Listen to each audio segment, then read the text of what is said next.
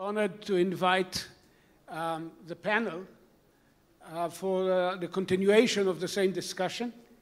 And when I was looking at the list, I came to first very interesting conclusions. First of all, for these young people, if I read your full resumes, we would not have time for the rest of the session. And the second is that looking at your background and looking also at what we've just heard from Said Moulin, I think this gives a whole new meaning to the term Green March, green Moroccan ideas marching forward. So let me invite Ali Zawali, Head of Cooperation International Development at the Confédération Générale, Munder Zneber, President and founder of Gaia Energy, Zakaria Naimi, the General Manager of GI3, and Yossi Abu, President and CEO of NewMed Energy. And let you all note, in continuation with the previous panel, that we have 4 panelists, 4 Moroccans and 1 Israeli. Yes, that's what I said. 4 Moroccans and 1 Israeli. Yeah, that's right. So, Ali, let me start with you. You are also a consultant to the international, to the United Nations on the energy challenges of the future. In continuation of our discussion here, how can the private and public sectors contend with the tension between immediate economic needs and the immediate crisis and the vision of a greener and safer planet? So thank you for inviting me. I'm delighted to be here with you today, and welcome to all our Israeli cousins and brothers. It's a question of cooperation globally. And in order to do more business between our countries, we need to get to know each other more and more. And all the actions that will contribute to help us to know, to better know each other will be valuable in terms of business cooperations. And maybe just before talking about business, some projects that I heard about today, so I would like to pay tribute to some projects that are presenting the common history between Israel and Morocco, between Jew people, Muslim peoples and Morocco, following the 1492 or what happened after the Second Wars, are projects that will help us to know, to better know each other and know to build this linkage between us. So I pay tribute to Zohor Fastiferi, who is here, who is working on that, and it will help to build up this linkage and this bridge between the private and public sector. We need to bear in mind that nothing is possible without the private sector. Everything is done by the private factors. The financing is done by the private sector.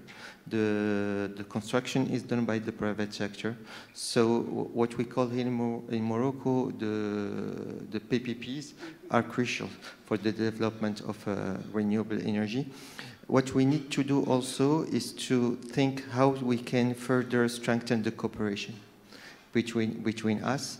So Morocco today has developed a huge regional cooperation in terms of renewable energy in order to further develop also the trade of renewable energy. And 1 week ago in Sharm el-Sheikh, Morocco, Portugal, Spain, France, and Germany have signed the binding agreement that opens the path to the free trade of electricity from renewable energy between these 5 countries. So it's kind of how we are relying on the business in order to take the energy transition in another level and in the next step. We are also developing a lot of regional cooperations with African countries because we still believe that only the private sector could accelerate the energy transition. So what we will try to do is to create like a larger market. Morocco, if you take it alone, even we have a great track record in terms of developing renewable energy, we are still a small market. But if you take to Morocco and you add to it all the western region until Nigeria, you end up with like 400 or 450 million people. So here you have a huge market that could attract even a greater number of investors. But definitely that will create like the opportunities for industries to locate and to make it upstream, downstream integration and to bring more added value to the region. And this is how we try to leverage the private sector for greater cooperation. Well, that's an excellent segue to my question to Munda, with your permission. You engineered together with Maroc this year perhaps the largest investment, and we are in an investment forum, the largest investment so far, I should say, hopefully so far, of an Israeli company in Morocco. What drove your decision? What have you learned from it already? What are the prospects for the future? I focus on this because this is really a unique opportunity to bring this to the discussion. Thank you. I'm really happy to be with you today, and it's an honor for me to illustrate this business example between our two countries. Indeed, my first, let's say, the vision for me, the first thing was to think that, yes, Israel maybe is the only country on earth that made of its disadvantage, its environment an advantage, dealing with dryness, dealing with deserts, and transforming deserts into oases, into added value. So this was something I really had in mind, and it was always there that I should explore, a partnership with Israel. This is on the, let's say, philosophical approach. After, for also Morocco, what does it bring to, Israeli companies? From our side, as Gaia, we have been a pioneer developing very large-scale renewable energy projects in Morocco, believing in a vision to expand renewable to another level. And for Israeli companies like my partners Maroum and that are from Gandir family, that really I would like to thank, because it has been a great journey to reach this investment. They understood that Morocco was a very large field of expression, big size. So you come from, a limited territory to a territory that is much larger and where everything has to be done. And this is what Morocco really brings. It's really interesting. And what is the visioning of Gaia, of Gaia Energy in that field?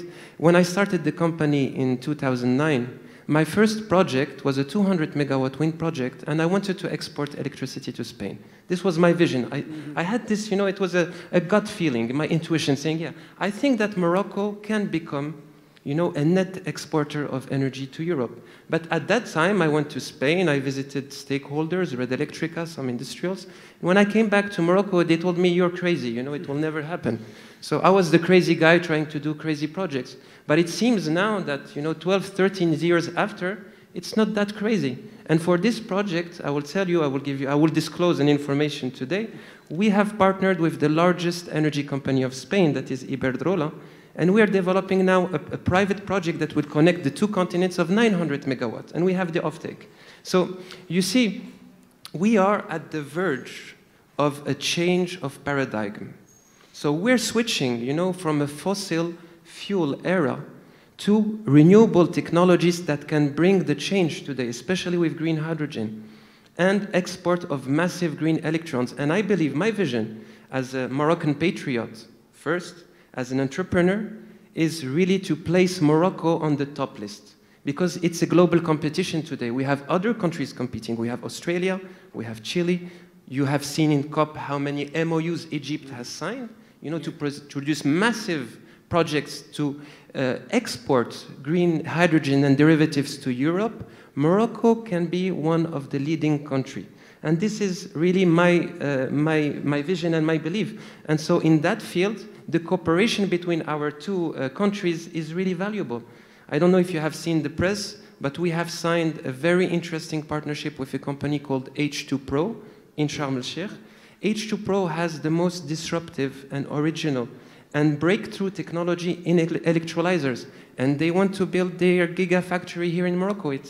We are proud of that. So you can see all the added value that can bring. And you can now, that energy is the backbone for water, is the backbone for agriculture. This is again a fantastic segue to the next question, because Zakaria, you are deeply involved, as I know, with hydrogen, and more generally, it was the role of innovation in changing the dynamics of energy and environmental issues. So what is your perspective from GI3 on these issues? Thank you so much, and I would like to thank you for the invitation and for inviting GI3. Our president actually is still in Sharm el-Sheikh, negotiating for Morocco and on behalf of Morocco. So I'm taking part of this event to give you an idea, not only about innovation. I was working for a research center for 10 years, actually developing technologies, and I had the chance at the time to work with the University of Ben Gurion in many fields, for especially solar and hydrogen. But as GI3, which is an investment company investing on industrial capacities in Morocco, we believe that there are two ideas that I would like to leave you with. So the first one is 8% investment growth in renewable energy globally is insufficient to tackle this energy crisis. At the same time, I would like to say that, the question is energy crisis and decarbonization compatible? The answer is clear, actually, and we've seen it through the last years. The decarbonization is the root for the energy crisis, and we can see that the first half of this year, more than $226 billion was invested in renewables, mainly driven by solar and wind. So, looking at the fact that 8% is insufficient, it's a great news for banks, for investors, and they are coming to Morocco. We just heard about projects that are under development, so banks and investors are interested in these projects. Blended finance, as it was said, public and private investment is really key for that. The second thing is and there I will come to a question. The second thing is the value chain and the supply chain. Mm-hmm. We witnessed it in the last year. COVID-19 lockdowns and the energy and the current geopolitical situation has left many countries in a critical situation in terms of supplying PV modules, for example, yeah. And many projects stopped in the last years. So the idea is to rethink locally the production and regionally the production with partners. And there it comes the idea of collaborating directly with you, developing regional value chains to supply such products actually for these projects. So in this specific area, we act as GI3 in investing in local capacities. So currently we are developing a PV module manufacturing line, mm-hmm. and the solar water heater manufacturing line, because we cannot rely actually on only on the Asian markets. The IRENA director and the International Energy Agency director mentioned that we have to diversify actually our supply chains. And this is why we are developing actually local businesses to avoid jeopardizing the energy transition and the decarbonization by the Asian markets. To develop locally, you need R&D. So this is why actually Morocco is investing and has invested a lot in the last years in R&D, developing local products. And this was actually the rationale behind developing this partnership with the University of Ben Gurion to localize actually the technology. So my message is that we have to increase investments in R&D together to solve regional problems, and I think that we have.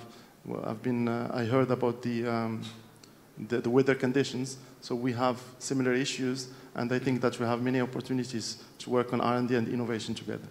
And unfortunately, we do have to be a bit shorter than we expect. But Yossi, two very important questions. First of all, what, from your experience, in response to what we've just said, can be the role of cooperation, private cooperation, of Israeli corporations in Morocco and beyond Morocco, from your experience in the Gulf?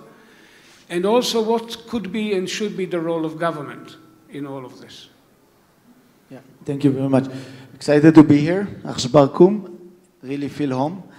For many Israelis, when they come to Morocco, back to Morocco, it's not feeling home, it's the first home. So I'm one of them, so it's really great to be here. I will tell you what, we have vast experience in the region, in the Middle East. We actually connected the natural gas grids between Israel, Jordan, and Egypt. And we have one unified market today. And listening to Mudir today about, connecting the grids in the region, this is experience that we already did in much, I would say, challenging environment, right, from geopolitical perspective. And now it's one grid. So when you look on Morocco today, Morocco have all the cards, but really all the cards to be extremely important global hub for energy. You look on the ability to produce solar, you look at the ability to produce wind, you look at the access to the CC access, you look at geography, the access to Europe, and you know what, for other places, really all the ingredients to be a very important global energy hub. Now what you need stability, and I think Morocco is extremely stabilized country thanks to His Excellency King vision and the tolerance and the equality that Moroccan present globally. So stability is important. You need access to capital. This is why we are here. We are good at that. We invest offshore Israel, Cyprus, Egypt up until now around $12 billion in the last decade. And we are coming to Morocco with, I would say, 3 layers of activity. First, our bread and butter. We are going to invest in a natural gas business. We think that Morocco have a vast potential for natural gas discoveries, mainly at the area of offshore the Moroccan Sahara. Second is renewables, and here we have already some friends in the sector, and we are looking forward to do it. We just recently signed an agreement with Enlight, the leading renewable energy company in Israel that work globally and really doing beautiful things. So we signed an agreement to work together in MENA countries, Middle East, North Africa, and Morocco, I think is the first focus for us. And the third thing is hydrogen. We are right now on a road to pilot in blue hydrogen in Israel, but we are extensively involved in green hydrogen and blue hydrogen potential at our region. Mudir mentioned the MOUs that have been signed in Egypt. We are not about MOUs. We are delivering. We are supplying enormous amount of energy to our region, and we want to be important player in Morocco, and we are coming to invest, not to sign MOUs. I'm afraid this is all the time, or even a bit, we took a bit more than we were allowed, but this has been a fascinating session, and I really, I'm amazed by how it flowed from one to the other in answers and to the key questions we all face. So thank you all. What you can say in 30 minutes, you can say in 3 minutes. So thank you all.